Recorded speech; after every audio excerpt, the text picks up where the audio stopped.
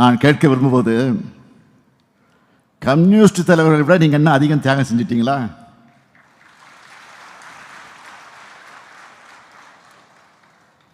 நம்முடைய எழுச்சி தலைவர் திருமாவளவனை விட நீங்கள் என்ன பெரிய தியாகம் பண்ணிட்டீங்களா? இங்கே இருக்கக்கூடிய தலைவர்களை விட எதிலையாவது ஒரு இடத்துல நாங்கள் மிஞ்சி தியாகம் பண்ணியிருக்கணும் உன்னால் நிரூபிக்க முடியுமா?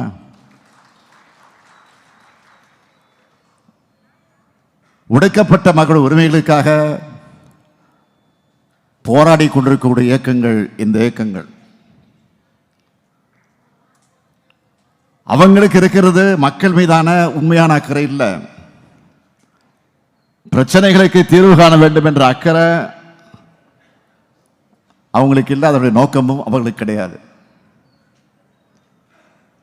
பொழுதுவாரை தூற்றி அவதூறுகளை பரப்பி நம்ம கூட்டணி தலைவர்களை களங்கப்படுத்தணும்.